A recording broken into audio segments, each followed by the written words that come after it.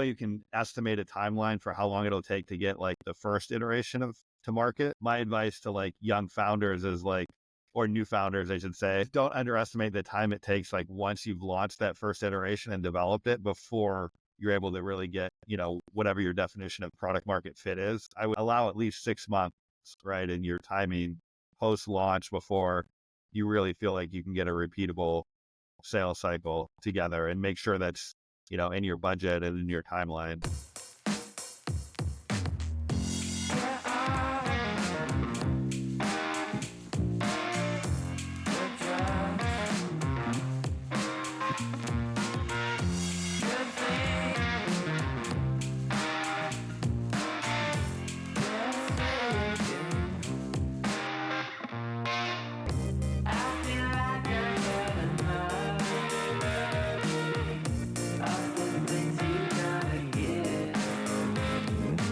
Forrest, welcome to Tech Scenes Unplugged. Thanks, Jeff. Happy to be here. Well, let's jump into it. Let's start from the top. Tell me about Parspec. Yeah, Parspec is a tool that's helping with product selection and procurement in construction. So one of the main challenges that folks have in this industry is there's a lot of products available. So understanding what products are available that meet different performance criteria is a challenge. So we're leveraging AI to make that easier, to identify products based on the requirements that a buyer or a distributor might have.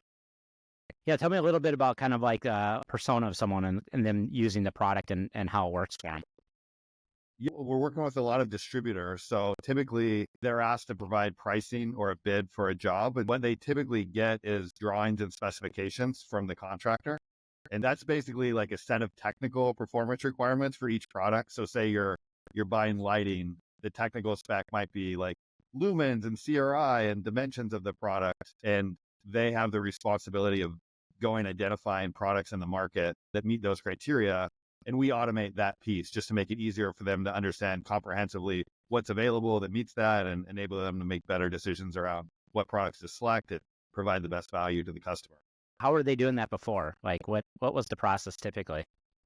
Yeah, so usually they would look at the PDF design spec. It's usually a pretty large document, right? And then they would go to manufacturer websites and navigate to like the technical details in their catalogs for products. So just a very time consuming process. Most manufacturers have literally thousands or tens of thousands of products. And then they have like a pretty dense PDF document that has all the technical specs for those products. So they're sitting there copying and pasting text back and forth, trying to see if they can find these things. Is that what they really are doing?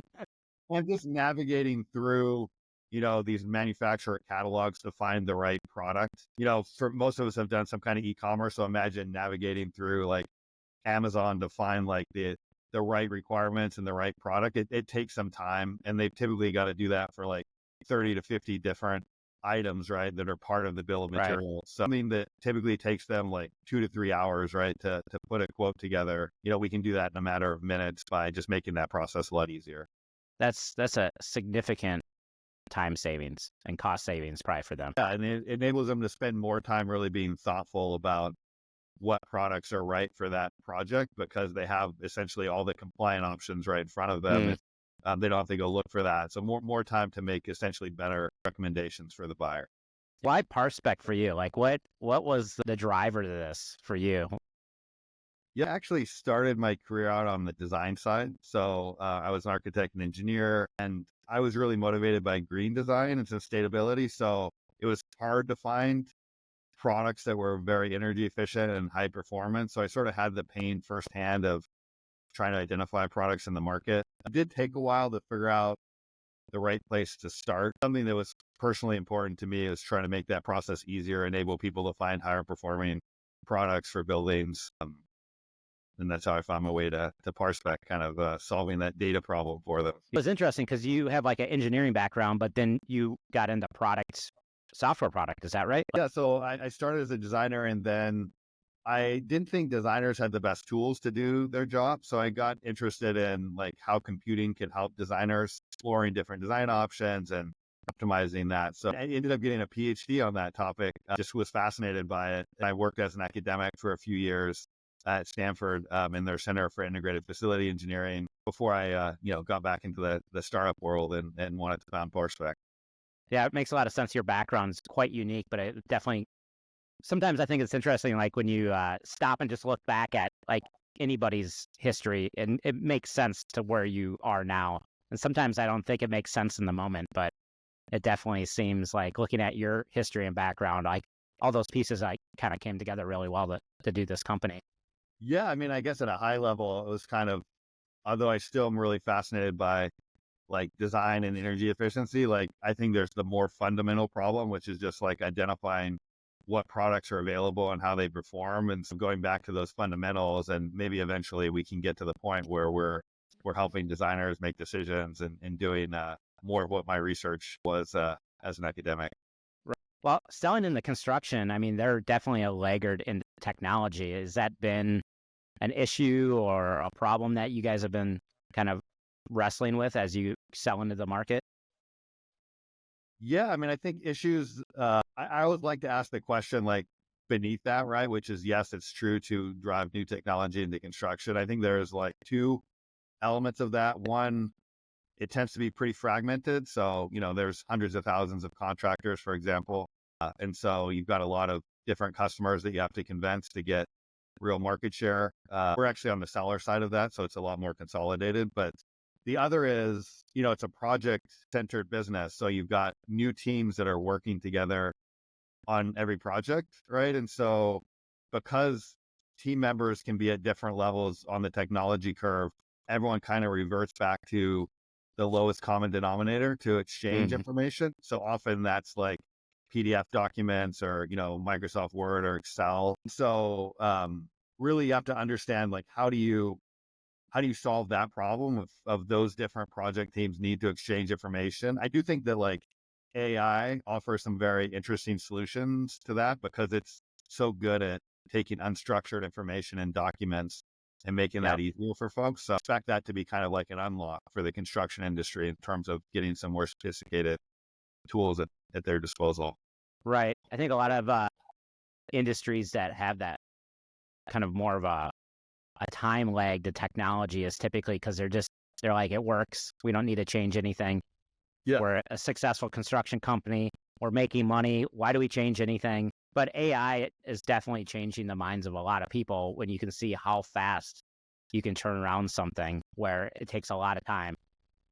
Yeah. Yeah. I mean, I think there's the myth that like technology adoption is difficult in construction because of the people, right? I think Hmm. it's more about the structure of the industry and that project basis. And so it's my perception of like, what's the real problem you have to solve? And it's like, okay, you have these different teams that are many times working together for the first time. And how do you come up with a way to exchange information that's seamless for them, right? Even if they're using different tools or at different levels in terms of, advanced tech. So kind of talking about that same thing, like how has it been for you and what kind of things have you done to like build your team and get your team like communicating? And So my co-founder and CTO, Pratyush Chavalia, is an Indian national. So he was a student in my lab in grad school when he was in grad school, and he moved back to Delhi, and so we're actually building the engineering team in Bangalore.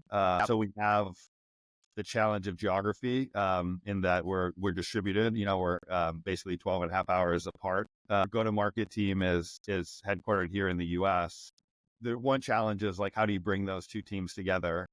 right, Uh, the way we've done that, and it seems to be working well, is um, we obviously make time to come in person. So traveling back and forth at least a couple of times a year to spend a few days together. So right, we organize offsites for the full India team in which they can spend time with the leadership and a lot of that can be just social, unstructured time, right? Just getting to know right. each other as people. I think that's really important. And then we do virtual events. We have a great head of people, Samir in India, that's arranged a lot of like just, and this is outside of like directly work things, but just things like, trivia nights or other games that we, play on like a monthly basis. And I think that's helped to like, just enable a little bit more camaraderie in the team that's not Right. directly related to the work. I mean, obviously we manage the whole agile meeting structure and all of that. Yeah. But I I think think that, people underestimate the power of just getting people together like that, like having that some of that in-person time, and even if it's trivia or whatever that is. Like I found with a lot of the teams that I work with, a lot of us just want to get down to business, right? yeah, Like we all just like business, business, business, and I'm a little wired that way until I created some systems to make sure I was like kind of being more of a holistic like leader. But I think it's important to have some of those types of activities and just connecting. I noticed even with the teams that I work with, we'll do a session day and maybe we're developing the 1-year plan or OKRs and we're all working really hard. But it's some of those conversations that we have over lunch or over dinner before the next session day are really powerful discussions because people are just connecting with each other. Once you can connect and you kind of build that trust, that goes a long way when you are doing your work. yeah. I mean, I think if you don't build up that camaraderie, like when things are going well, there are no issues, but the sort of patience or understanding from the other side when things maybe aren't going that well or there's a disagreement, like if you haven't built up that relationship, like that's where Yeah. things go sideways, and that has to be done over time. So although I think we've been fortunate to not have any major crises so far in the company, like we're definitely investing in the relationships, so that's bound to happen at some point in the business. And I think that's a learning from previous experiences of just the importance of investing in that early so that you're prepared. One of the simple little things that I do and a lot of our teams do when we start our weekly meeting is that we do best and thanks. And that's just, we go around the table and the best thing that happened in the last week, either business or personal, and one person that you'd like to thank. And part of the reason that we do this is it's a behavioral thing because now they're in the mindset of, hey, we're in this meeting. People start thinking, everybody starts contributing. But it's the other piece that I probably missed early on when I founded my first company was that kind of like, you don't have to get down to business the second that we get in the room, right? And so, sharing something about personal that happened or even a business thing that happened, but coming from each person kind of hearing that, it only takes 5 minutes to go around the room.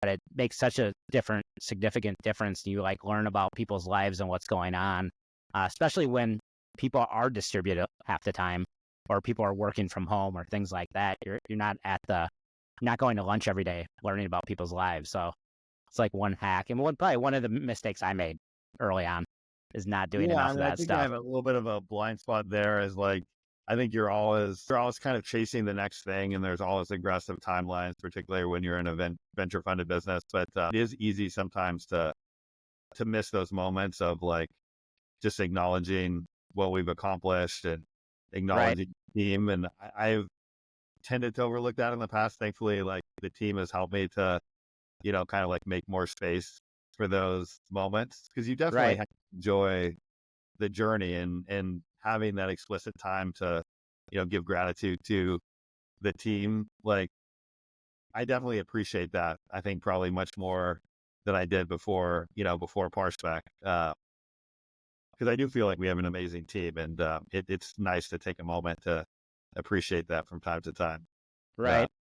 I would say my earlier years, I was leaving it to chance, like those things happening versus, actually building it as a behavior in the organization. And I was just working with a CEO a couple months ago, a new team that we just brought on. And he was definitely more like I was early on, not really thinking about those things. And then I had another founder that we brought on right around the same time.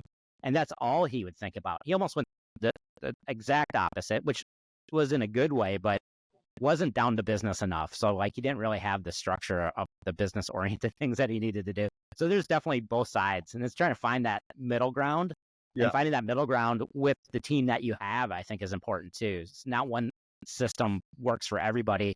How's that for you guys? Like having really kind of two different cultural teams. Is there cultural differences on the teams as far as like what they appreciate or what they need? There are some cultural differences. I mean, but one thing just related to the gratitude, we're using Slack. So we have a channel where people can post like thanks or gratitude. And one of the most interesting things that I've noticed is perhaps the most active use of that channel is folks that are coming from across the team. So like, Mm, even on the sales side, we'll have like folks from the engineering team chiming in about someone that closed a deal.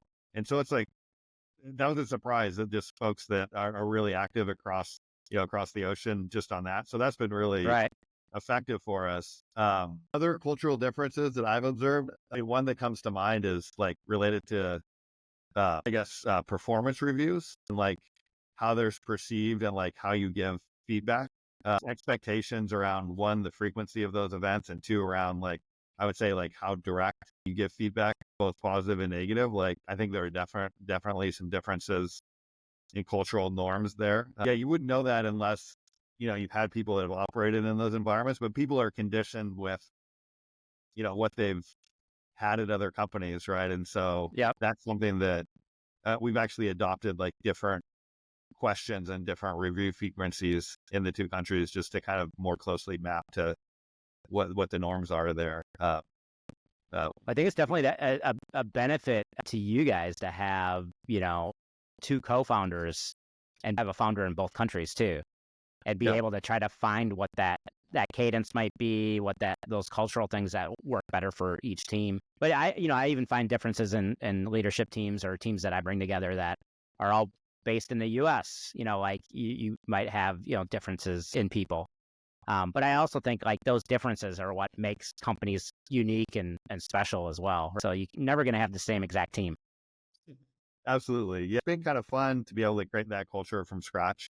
But it's definitely something you very much have to tend to and look at, where are the gaps, and, Yeah. how does a new leader kind of complement the existing team? It's not any one person in isolation, for sure. Right.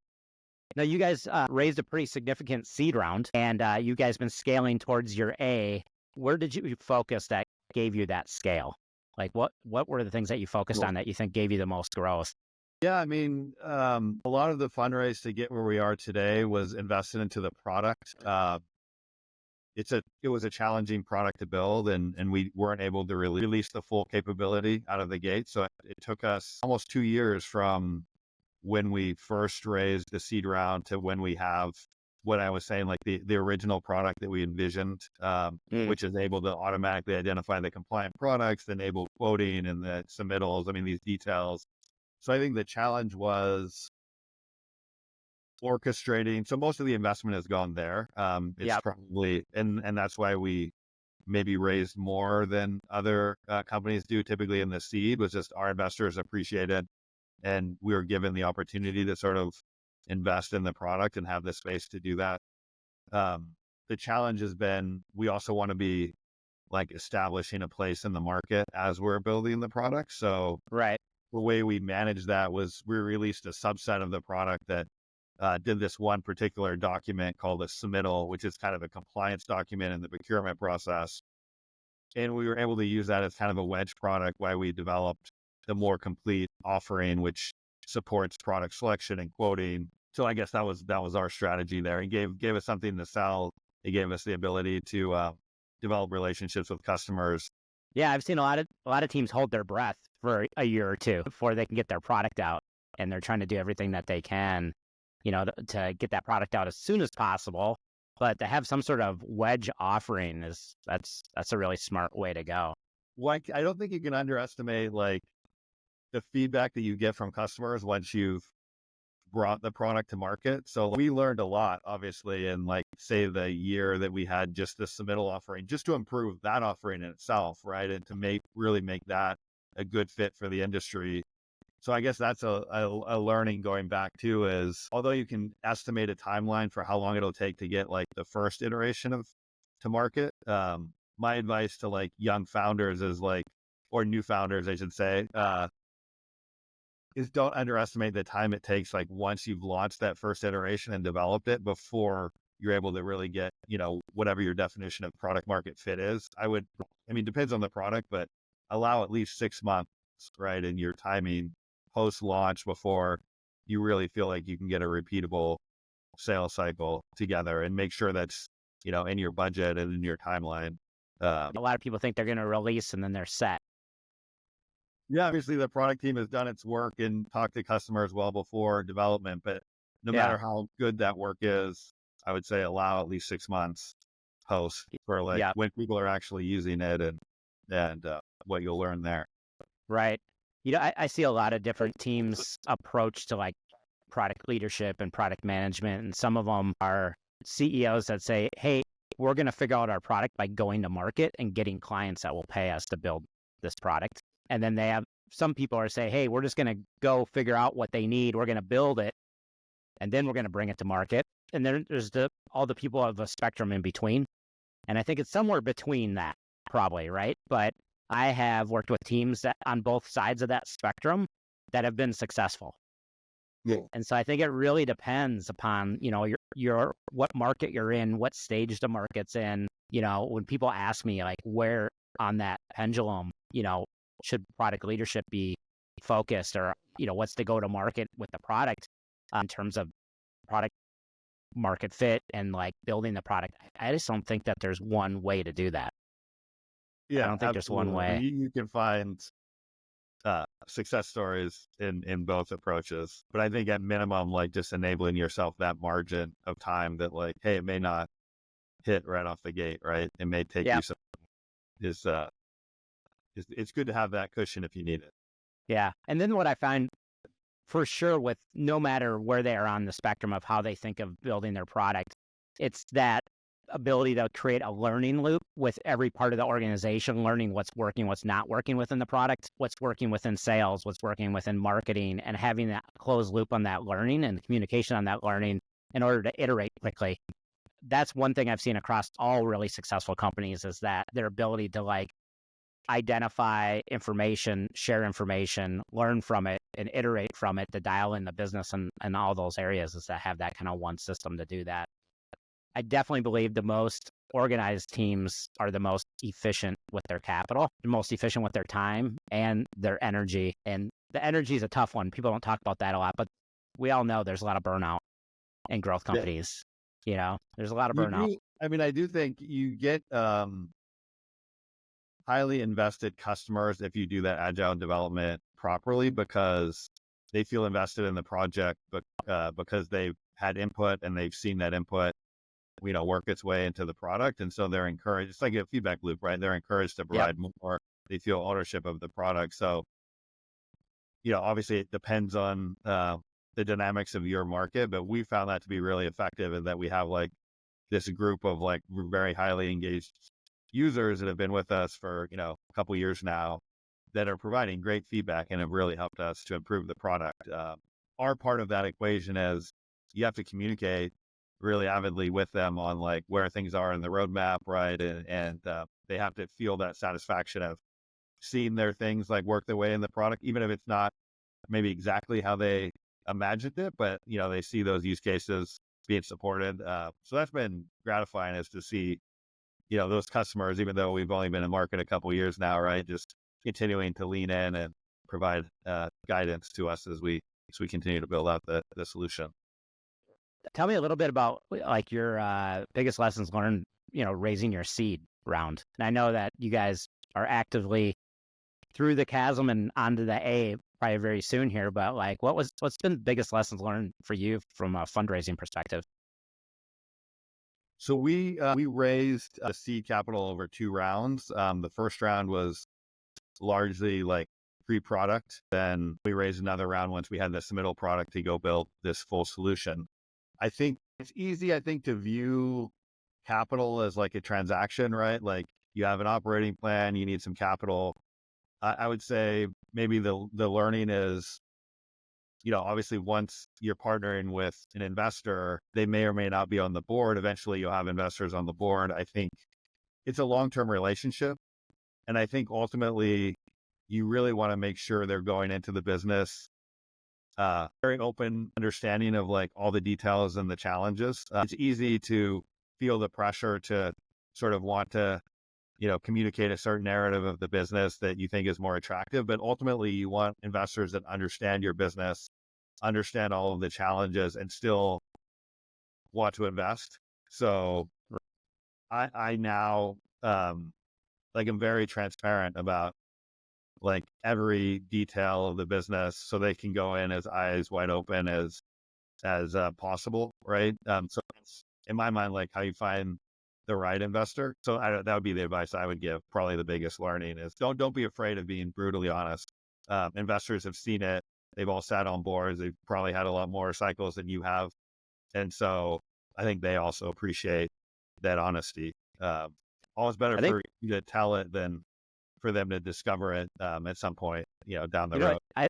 I think you're 100% right. And the only reason why I say that is because I've had a lot of conversations with VCs, and even on just tech scenes alone, one of the things that comes up all the time is that they just want information so they can help, and they want to be as helpful as possible. And, even like in almost every situation, even if they're just more of an investor or an investor that's come from an operational background, both can provide help in different ways based on their background. But I'd say that probably the most common thing that comes up with investors when I talk to them is just having founders that can share the right information so they can have the right conversations so they feel like they can give back. And I think that's where alignment really comes in with the board, is that if you are open and honest from the very beginning, kind of going back to our earlier conversation, create trust, right? But having that information out there creates that alignment.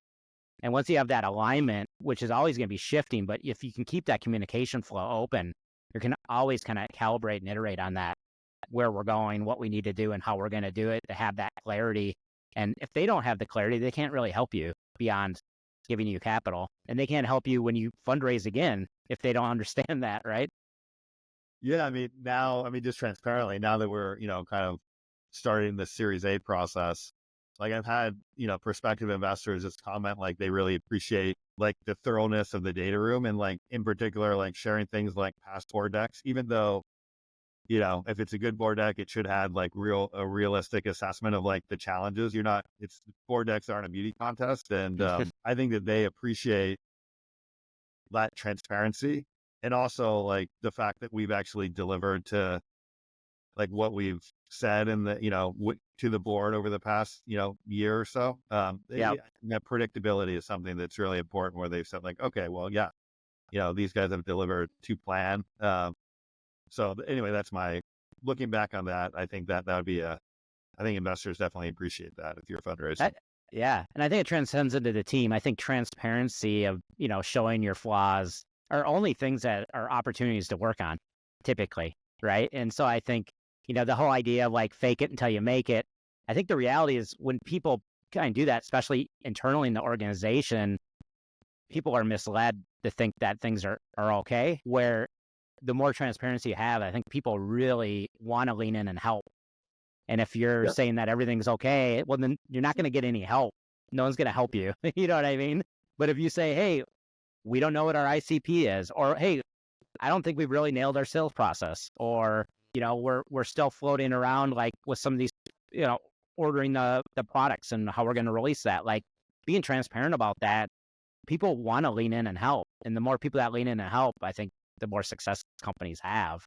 So kind of shying away from that at the investor level, or even I think in the organization, it's been clear to me over the years, those are the things that you want to spend more time on, Yeah, definitely look at it as a long-term relationship, which it is, right? Even though it's tempting to think about it as a transaction. And like, there's the relationship analogy, right? Of like, we've all probably done that, of like trying to impress somebody, and eventually that stuff all comes out in the wash, right? So, if you're looking for a long-term relationship, best to be yourself. Right. Yeah.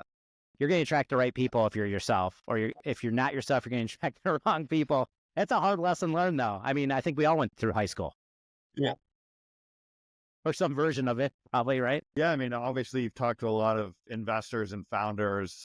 Maybe what do you think is the most important to attracting talent to a company? I don't know if you have a perspective there, but I would love to learn, like, what do you think it gets people, what do you think look for in the leadership when they're, or look for in a company when they're joining a new company?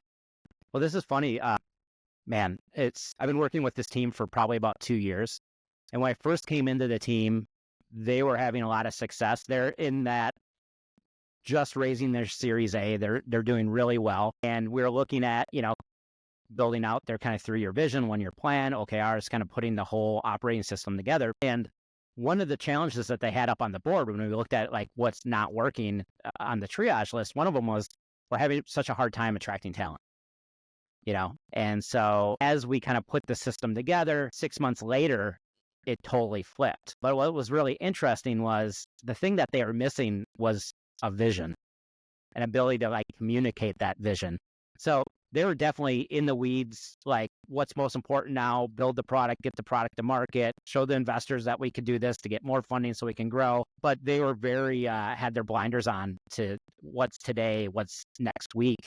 But they didn't spend any time thinking about like, where are we actually going and where's the vision of this company? And I think the founder had it in his head. At this company, there's two co-founders, there's two people. They both had different ones in their head. And then some other people had different stories that were kind of related, but they didn't have one real clear vision of the organization. And then we backed it up and like 3-year vision, people are like, man, that seems really far out, especially some early stage companies. But the reality is if you're going to hire people, if you're going to get investors, if you're going to get clients, like people want to know where they're going if they're going to jump on the bus. And once we developed that, put that together, the team started using those resources actually when candidates would come in and they'd say, hey, look, this is why we do what we do. This is where we're going. This is the vision of the company. Hey, you're going to be sitting in sales. Here's our goals in sales 3 years out. And then let's look at the 1-year plan. Here's our goals in sales 1 year. This is where you're going to be contributing. And oh, by the way, here's what the other functions look like. And so in hindsight, they were able to like show them a map of the organization, where they're going to go, what they're going to do, who is going to do it, and how they would contribute if they're part of the team. Long story short, the best talent will always gravitate to the best opportunities. So the better that you can present your organization and the opportunity to those people, the easier you're going to be able to like recruit those people. Yeah, that's a great point. And I think while it may be easy to like come up with that vision, what you said in the second part about like, so it trickles down to every role in the company, and people really feel genuinely like they understand how their contribution like fits into the broad vision. Like that's the hard one, or at least the one that I would say like, it's kind of like the test, right? Of like, do you have a vision where everyone really feels like they can relate? And at least for us, right, that's taken a while for us to like come up with a vision that we think really resonates across every role. It's absolutely critical. Once you create that clarity, and I kind of think of them as like focal points, like alignment's really focal points: mission, vision, 1-year plan, 90-day focus points, and then broken out functionally. If you have that clarity and the full team has that clarity, it's really actually not that hard to create and communicate. And I think that one of the other pieces of this is that sometimes this is hard for teams to sit down and pause. People always say, execute, execution's everything. My belief is that everything is execution. So even planning's execution, right? Like reflecting on past 90 days is execution. An example is of people that have executed well towards the strategy that didn't work out, right? So right. I would subscribe to the execution as everything. All right. So here's the last question. Here's the last question for you. So this is a scenario, and it's probably one of the most important questions you've ever been asked. So I'm glad you're sitting down. So this is good. So this is a scenario. You are trapped on a desert island the rest of your life. Now, it's a beautiful tropical desert island, so you're going to be happy. Hopefully you like the tropics. You have food and water and shelter, so you're supplied on those things, so no problem at all. But the one thing that you're missing on the desert island is entertainment. There's no entertainment at all on this desert island. However, lucky for you, old 80s boombox drifted ashore with endless batteries, but you can only choose one cassette tape of any era or genre to listen to the rest of your life. But you can only choose one album. What is it going to be? I'd go David Gray White Ladder on that one. Oh, wow. That's good. And it's probably a little later than cassettes. Oh, that's fine. Yeah. I think we can make it work. Yeah. That's a good one. No one said that yet. If you would have asked me a few years ago, I might have said Prince, Purple Rain, but my wife is like relentlessly ridiculed me because I'm a Prince listener. So she well, as someone that grew up in Minnesota, I appreciate that you would have. Your second one was Prince, so that was good. I might let you bring two just because of that answer. I think I did have a Prince cassette tape at one point, so there you go. I definitely did. I definitely had Purple Rain cassette. Yeah, that's awesome. All right, Forrest, thanks for joining me on Tech Scenes. I appreciate it. Awesome, Jeff. Thanks for the time. It's been fun.